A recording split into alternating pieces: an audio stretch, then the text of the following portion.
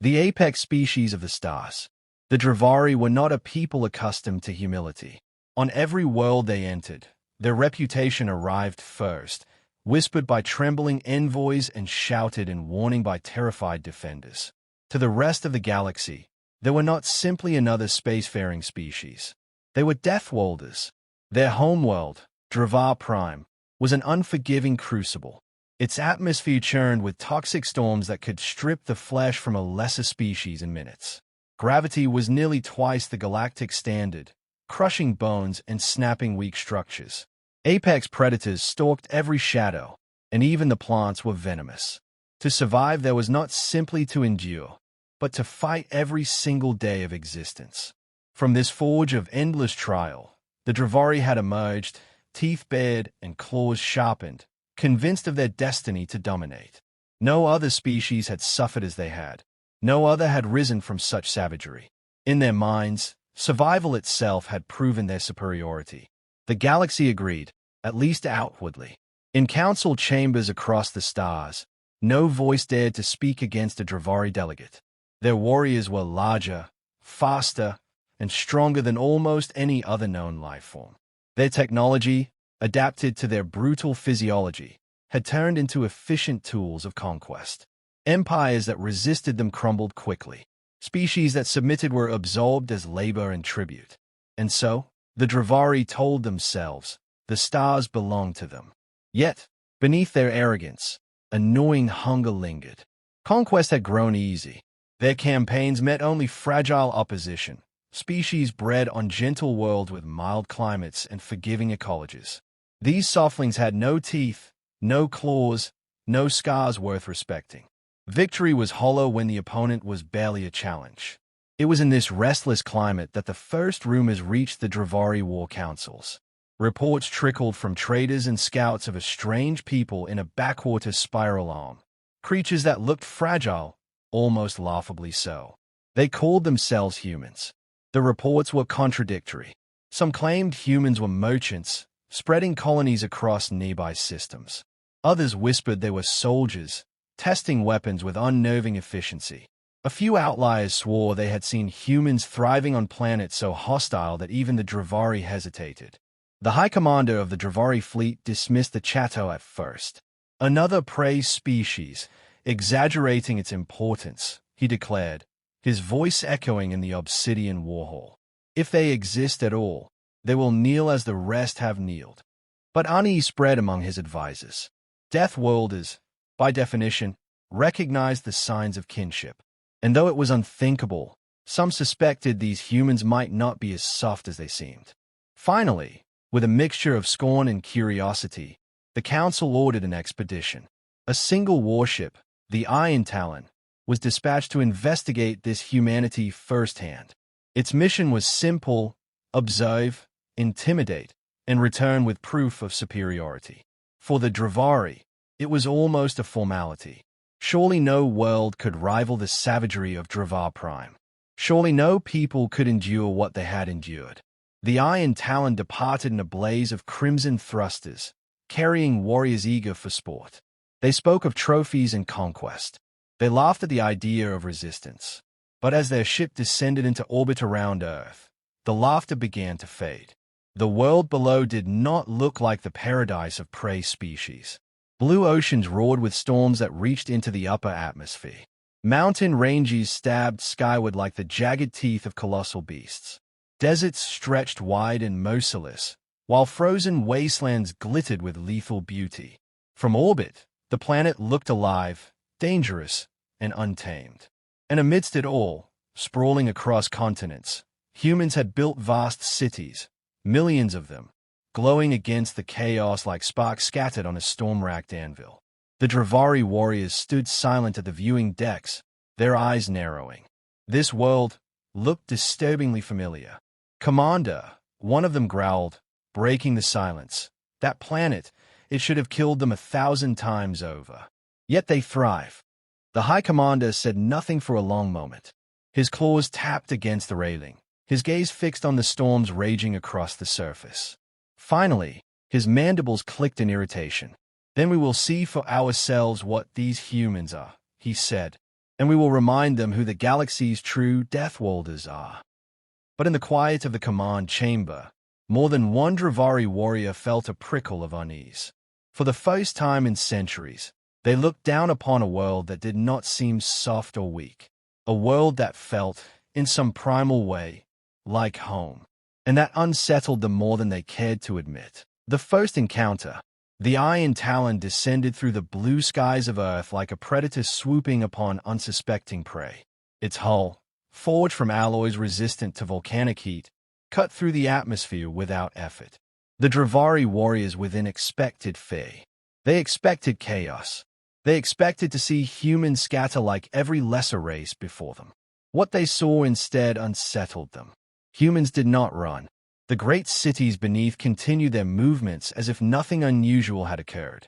Bright towers of steel and glass gleamed in the sunlight. Vehicles coursed through vast webs of roads, and aircraft cut trails through the sky. To the Dravari, who had grown used to silence and trembling submission at their arrival, the indifference was jarring. Do they not recognize a warship when they see one? Hissed one warrior, his voice low with confusion.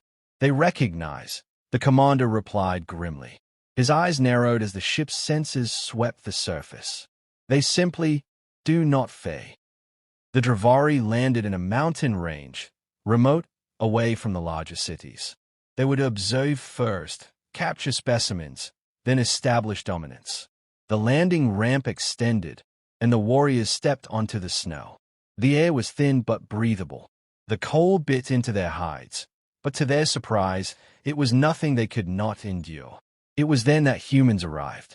Not soldiers, not armies, just a small group in bright-colored clothing, carrying packs of supplies and ropes.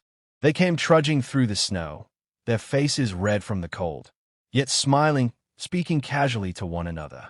When they saw the Dravari warriors, towering, scaled figures with eyes like burning embers, the humans did not scream. They did not flee. They waved. One of the humans raised a hand and called something in a tongue the Dravari's translators scrambled to interpret. After a moment of static, the words emerged. Are you lost? Need help getting down the mountain? The Dravari warriors stiffened, claws tightening on their weapons. Lost? Did these fragile bipeds mistake them for stragglers?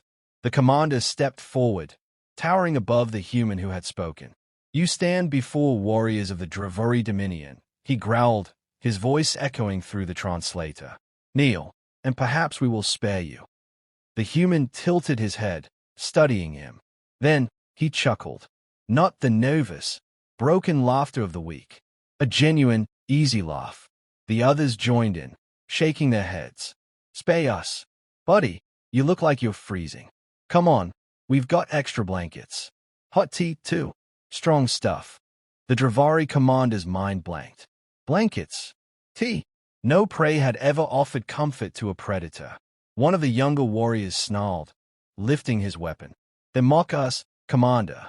Let us show them fear. But before the order could be given, the humans moved, not to attack, but to act. One of them slipped on the ice, tumbling toward a sharp ridge. In a blur, another human dove caught them by the arm and hauled them back with practiced efficiency. No hesitation, no panic, just instinctive reaction to danger. The Dravari watched in silence. Among their kind, such reflexes belong to hunters, predators accustomed to living at the edge of survival. These humans, without armor, without weapons, had just displayed the same. The commander's mandibles clicked. Something inside him shifted uneasily. He decided then to test them. Very well, he said, lowering his weapon slightly.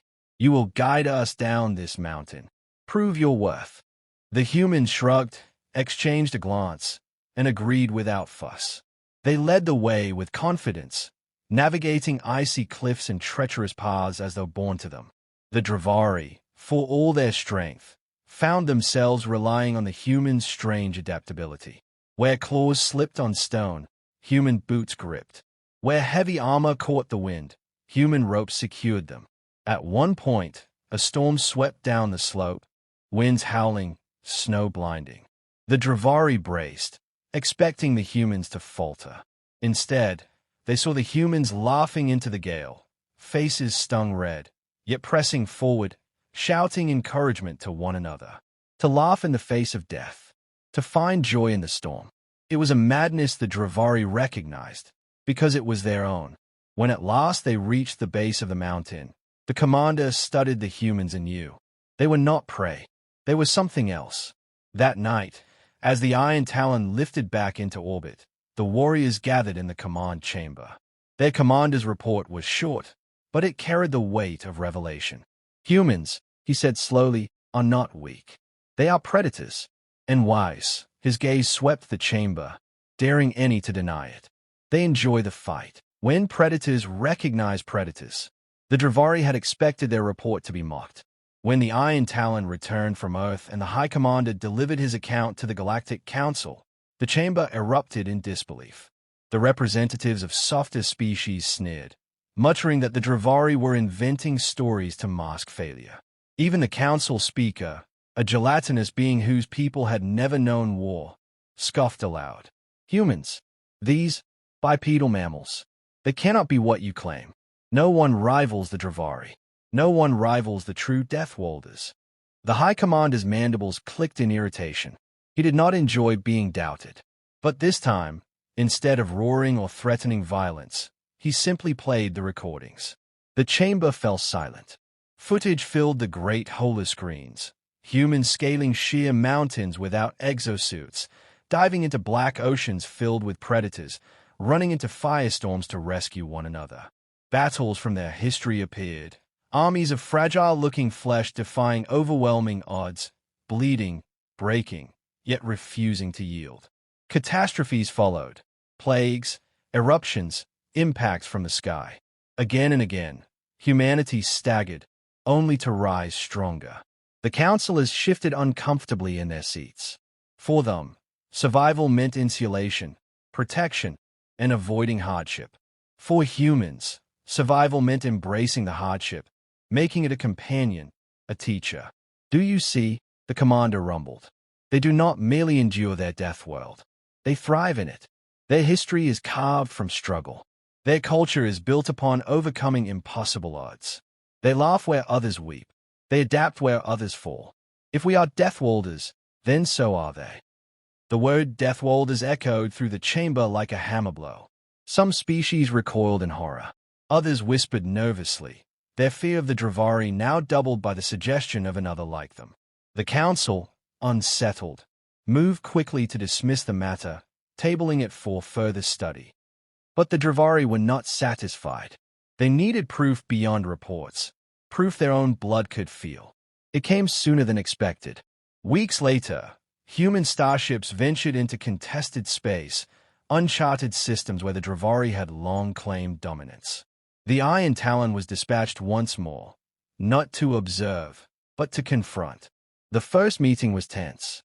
Dravari warships, bristling with weapons, boxed in a small human exploration vessel.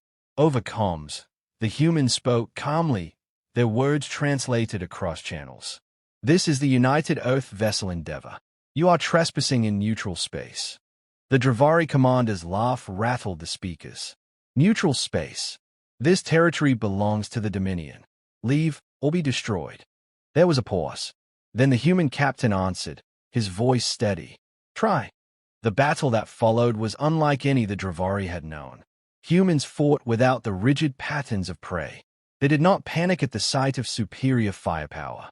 Instead, they adapted, shifting tactics mid-battle with a creativity that bordered on madness.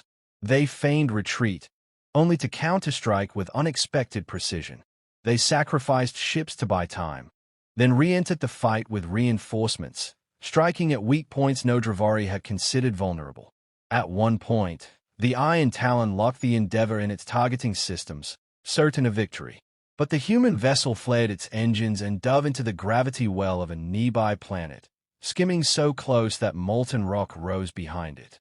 The Dravari followed, but their heavier hull nearly collapsed under the stress. By the time they emerged, the humans had escaped, scarred, battered, but unbroken. It was not victory. It was not defeat. It was something the Dravari had not tasted in centuries. An equal fight. When the ships disengaged, the human captain's voice returned across the comms. "You're strong, but you're not the only ones." Then the channel cut.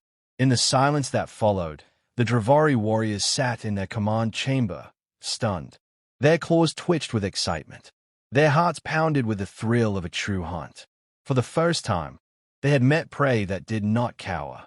Predators who looked them in the eye and refused to back down.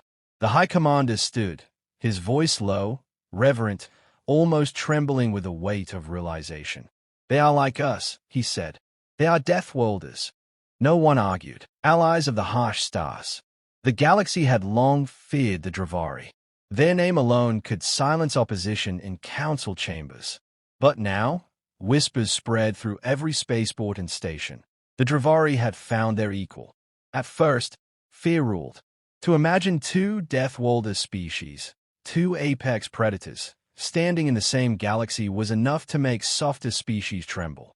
Some predicted war that would scour entire sectors. Others hoped the two would destroy each other, leaving the galaxy in peace. But war did not come. Instead, something stranger emerged: respect. Human ships and Dravari vessels began encountering one another in neutral zones. Skirmishes still flayed, but they rarely ended in destruction. More often than not, both sides disengaged with mutual nods, as though testing each other's strength was enough.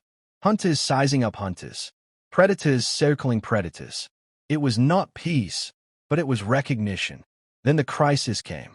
From a void between arms of the galaxy, an ancient biomechanical swarm awoke. The species that had slumbered in myths and ruins returned. The KYTH. They did not negotiate, did not conquer. They consumed. Their fleets poured into inhabited systems like a tide of steel and flesh, devouring everything in their path. World after world fell. The Galactic Council panicked. Species with little taste for war fled their colonies, abandoning worlds rather than defending them. Appeals were sent in every direction, for aid, for saviors. For once, the Council turned not to the Dravari in fear, but in desperate hope. The Dravari answered, but they did not come alone. For in the shadow of the growing threat, something had changed between humans and Dravari. The battles fought, the challenges faced, the grudging respect earned. It had forged a bond neither side admitted easily, but both felt deeply. When the swarm threatened human colonies, Dravari fleets arrived. When the KYTH pressed into Dravari systems, human armadas struck back. Side by side, they fought. The galaxy watched in awe. In one campaign, a KYTH hive ship descended on a mineral world, its tendrils drilling into the crust to harvest everything living and dead. Human marines stormed the surface, fighting street by street in the burning cities, while Dravari warclaws cut through swarms of biomechanical beasts in brutal melees. Each force, alone, might have faltered. Together, they broke the hive ship's spine. In another, KYTH fleets ambushed a convoy of refugees. Dravari destroyers leapt into the fray, holding the line with heavy fire.